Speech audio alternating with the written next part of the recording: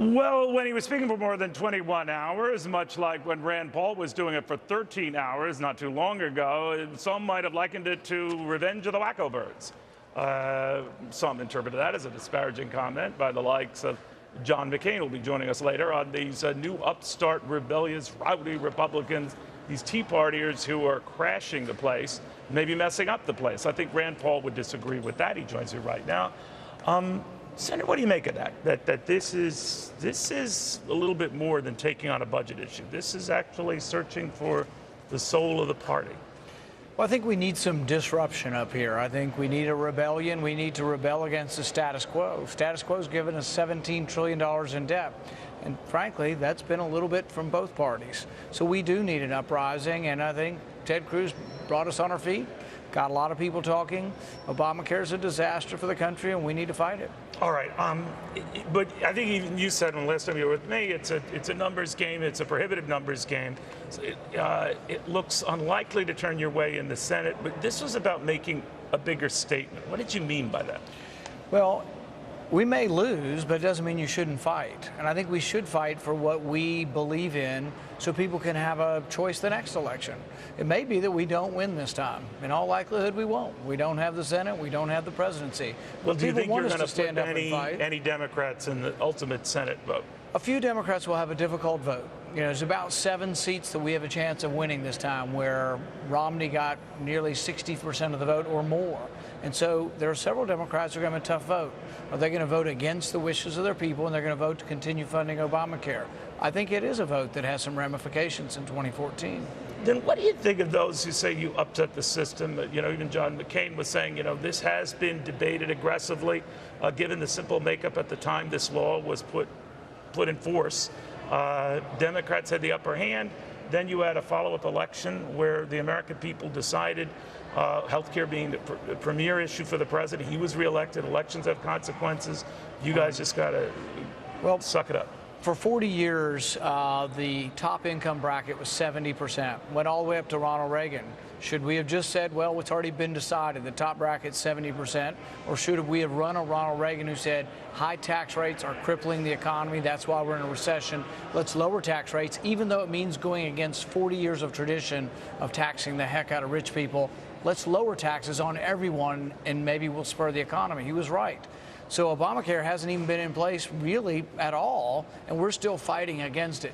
I think we should continue to fight against it. There can be disagreements on whether or not the government should be shut down. I personally think bad idea to shut down the government, but I also think... Do you think this is leading to that, a shutdown? No, I hope not. Yeah. But I'm saying good. Would you be worried if we did have a shutdown? Well, I am concerned. I don't want the government to shut down. Do you think it would reflect ill on Tea Parties, conservatives, people like you, Senator Cruz? I'm not sure who it does, but I don't want it to reflect on me because I don't want to shut the government down. But I do want to defund Obamacare.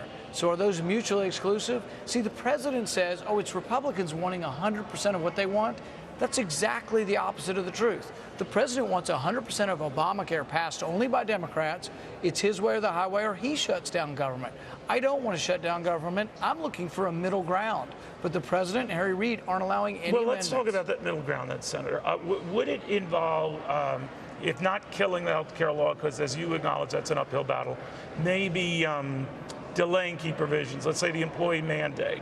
If that were attached, let's say, to a debt ceiling hike and a 1-year delay in a key provision of the health care law, would that be on the road to satisfying a Rand Paul? Compromise to me means making a bad bill less bad. One way is delaying a bad bill. You could delay the whole thing for a year. You could delay the employer mandate. That's what he's already doing, though.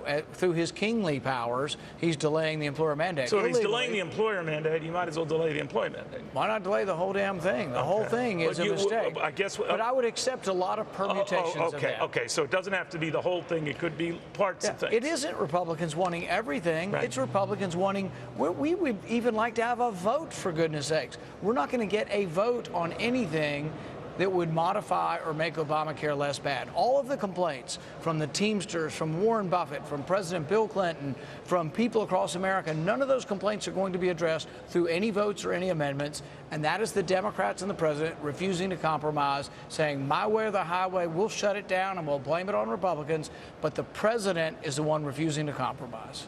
Do you think party leaders, Republican Party leaders, trash you, feed negative stuff on you and Senator Cruz and your ilk, if you will? I think that with me, there aren't any negative things. So, I mean, I know people have looked, but there are no negative things to release on me. Oh, well, you're not a team maybe there's player. Maybe there's one or two. You're not a team player. No, you're crazy. No, I don't. I can't imagine really that they would. I mean, because I'm really a nice guy. So I mean, I can't imagine anybody would do that to me. But how do you feel about the Senator McConnell, who thinks that this was essentially a wasted effort what Cruz did, or Senator McCain, who kind of echoes that view? See, I think there can be unfairness on both sides of that. For one, I think it's unfair to characterize people in the Republican caucus as being for funding Obamacare. There's not one member that is. There are 46 members who voted against it, and there are 46 members who this week will vote to defund it. You just differ on strategy. A little bit on strategy, but I also don't like to characterize. I'm not willing to characterize members of my caucus as being for Obamacare, because that's not true.